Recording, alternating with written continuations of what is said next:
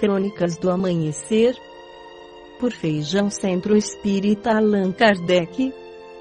Balneário Gaivota, 10 de novembro de 2018. 8 formas pelas quais você pode estar sendo influenciado sem perceber, das redes sociais ao supermercado. O reforço positivo e sugestões indiretas são formas poderosas de influenciar nossa tomada de decisão. É o que diz a teoria do nudge, também conhecida como teoria do empurrão, que explica como nossas escolhas são afetadas por influências indiretas. É o empurrãozinho que faz com que a gente deseje, sem perceber, emagrecer ou ganhar mais dinheiro, por exemplo. O conceito pode ter surgido a partir de um experimento de ciência comportamental, afinal, qual pai nunca recorreu ao reforço positivo ou a sugestões indiretas para influenciar as ações e escolhas do filho? Mas Marianne Siegart, jornalista e radialista que investiga a teoria do nudge, acredita que o método também pode ser uma forma útil de direcionar adultos. Seria uma maneira de estimular um comportamento um pouco melhor, um ajuste suave para nos incentivar a tomar decisões melhores, diz ela. O fato é que, na maioria das vezes, a gente sequer percebe que isso está acontecendo. A seguir, alguns momentos em que podemos identificar a teoria do nudge em ação no nosso dia a dia. 1. Na hora de pedir comida, se você explica a comida com uma variedade de adjetivos, sejam eles geográficos ou descritivos, o sabor dos alimentos fica melhor, diz Richard Sutton, escritor e guru publicitário. É por isso que a indústria alimentícia nos oferece ou empurra descrições exuberantes de comida. Em uma pesquisa conduzida com seus alunos, o professor americano Brian Wansink pediu a eles para classificar uma sopa de feijão e uma sopa de feijão toscana. Os resultados mostraram que o caldo tinha um sabor 8% melhor quando apresentado com a bela descrição. Então, toda vez que você optar por um salmão do Alasca ou uma picanha argentina, saiba que está levando um empurrãozinho. Igualmente persuasivo é o ato de remover os símbolos de moeda, cifrão, da lista de preços. Há indícios de que, se você retirar o dólar, a libra ou qualquer sinal de moeda, as pessoas se tornam menos sensíveis ao preço, diz Sutton. 2. Na fila do caixa. Quando estamos na fila do supermercado, somos sempre induzidos a fazer compras por impulso. As gôndolas próximas ao caixa costumam oferecer produtos mais baratos, como chicletes ou chocolates, e ficamos tentados a colocá-los no carrinho. Se colocassem esses doces longe do caixa, sugere Siegart, e as pessoas consumiriam menos açúcar. Já imaginou o que aconteceria se essas guloseimas tão acessíveis fossem substituídas por vitaminas, oleaginosas ou frutas? 3. Nas redes sociais, outro método é sugerir uma escolha particular, indicando que outras pessoas se comportaram de determinada maneira. Podemos gostar da ideia de pensar em nós mesmos como criadores de tendências, mas a verdade é que temos o instinto natural de adotar um comportamento de manada e seguir as massas. Muitos de nós já fomos levados a votar nas enquetes que proliferam nas redes sociais. É fácil, basta dar um clique e pronto. Ao mesmo tempo, todos os seus amigos podem ver que você participou e são encorajados a fazer o mesmo. 4. Ao pagar plano de previdência em muitos países, as pessoas são levadas a contribuir para um fundo de pensão a partir de um sistema de adesão automática. Se a gente recebe um formulário para se inscrever em um plano de previdência, a tendência é deixar como último item da nossa lista de tarefas, diz Siegert. Mas se formos inscritos automaticamente, como acontece atualmente no Reino Unido, nos ajuda a fazer o que sabemos que deve ser feito, que é guardar dinheiro para nossa aposentadoria. K. Sunstein, coautor de Nude Como Melhorar as Decisões sobre Saúde, Dinheiro e Felicidade, defende que ao mudar do sistema opt-in que é preciso realizar uma ação para se inscrever para um sistema opt-out no qual a adesão é automática e exige uma ação apenas para desativar. Diversas pessoas no mundo todo vão ter uma situação economicamente mais confortável na aposentadoria. 5. Enquanto espera o metrô. Quando você está na estação à espera do metrô, pode ser que ninguém diga especificamente para você ficar longe da borda da plataforma. Mas se as autoridades pintarem uma linha no chão, disse Egart, é menos provável que você chegue muito perto do trem. As linhas amarelas, que mantêm você longe do vão da plataforma, são nada menos que um nude em ação. 6.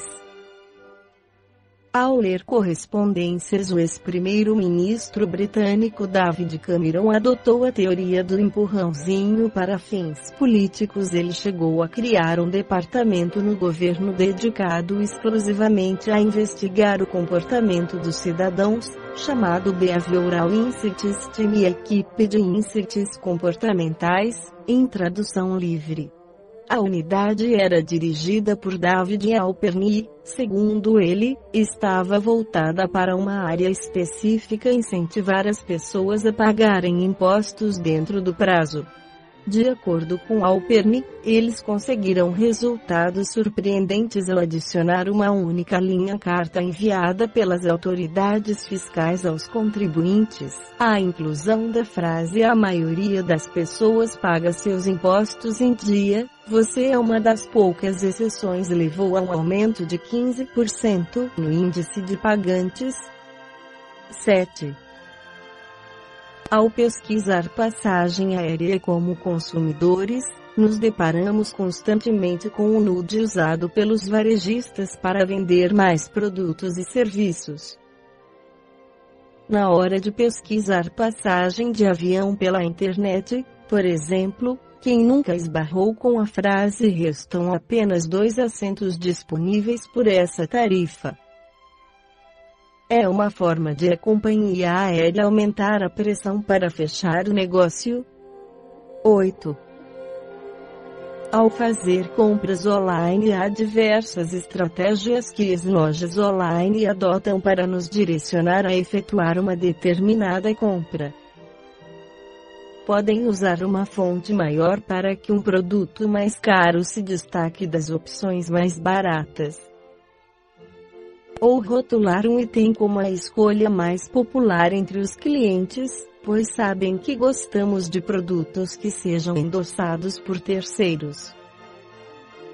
Podem ainda agrupar vários artigos semelhantes sob a seguinte legenda: as pessoas que compraram isso também compraram isto.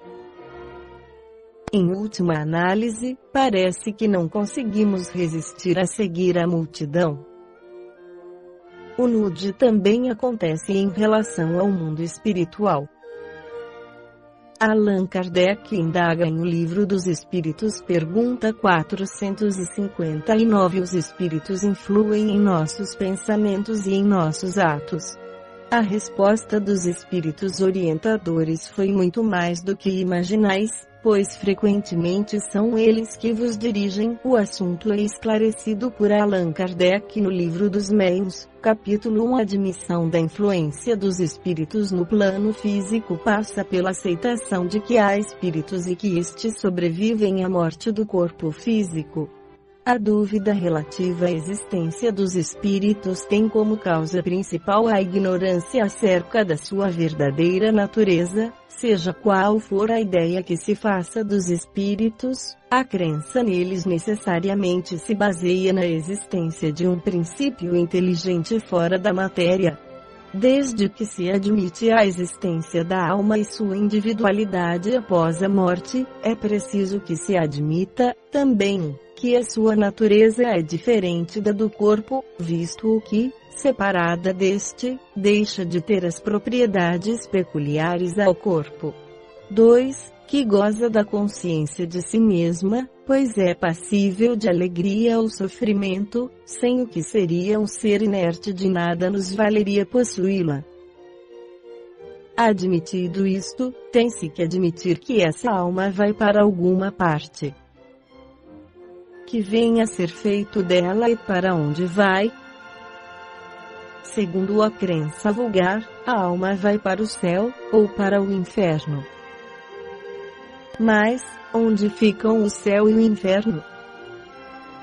Antigamente se dizia que o céu era em cima e o inferno embaixo. Porém, o que são o alto e o baixo no universo, uma vez que se conhece a redondeza da Terra e o movimento dos astros, movimento que faz com que em dado instante o que está no alto esteja, 12 horas depois, embaixo, e o infinito do espaço, através do qual o olhar penetra, indo a distâncias consideráveis. É verdade que por lugares inferiores também se designam as profundezas da Terra. Mas, que venha a ser essas profundezas, desde que a geologia as investigou, não podendo a doutrina da localização das almas harmonizar-se com os dados da ciência, outra doutrina mais lógica lhes deve marcar o domínio, não um lugar determinado e circunscrito, mas o espaço universal é todo um mundo invisível, no meio do qual vivemos, que nos cerca e nos acotovela incessantemente.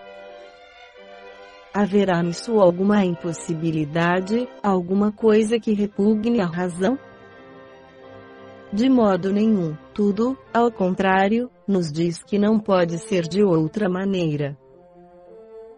Assim sendo, ensina a doutrina espírita que, após a morte do corpo físico, o espírito sobrevive à morte deste, mantém sua individualidade e passa a viver em outra dimensão, no mundo espiritual. Desta forma os espíritos são apenas as almas dos homens, despojadas do invólucro corpóreo. A ação dos espíritos nos acontecimentos cotidianos apresenta limites, não havendo interferência no que foi determinado pelo planejamento reencarnatório. Ou seja, os espíritos influenciam, e muito, mas dentro de uma faixa considerada permissível, que não atente contra as manifestações da lei de causa e efeito. Estamos falando, obviamente, dos processos de influenciação comuns, não ao que se relacione ao domínio obsessivo, que apresenta outras características, fundamentadas no domínio de uma mente sobre a outra. A influência dos espíritos pode ser oculta, ou sutil, evidente, ou declarada. Pode ser boa ou má, fugaz ou duradoura. Mas como ocorreria a influenciação? Indagamos. Sabemos que os espíritos se comunicam pela onda do pensamento, de natureza eletromagnética, que se propaga pelo espaço transportando imagens, movimentos, sons, cores, etc., cuja frequência de radiação depende do grau de evolução intelectual e moral de cada um. As mensagens codificadas são armazenadas e transportadas em pacotes de energia ou quanta. O espírito que detecta uma onda pensamento e decodifica na faculdade mediunidade, assim hei porque possui a mesma faixa de frequência vibratória daquele que a emitiu, tem a mesma afinidade de pensamento em relação àquele tema específico e conhece o mecanismo da decodificação, afirma Vladimir Sanchez no livro A Influência dos Espíritos no Nosso Dia a Dia. Esta foi a crônica do amanhecer de 10 de novembro de 2018, por Feijão Centro Espírita Allan Kardec.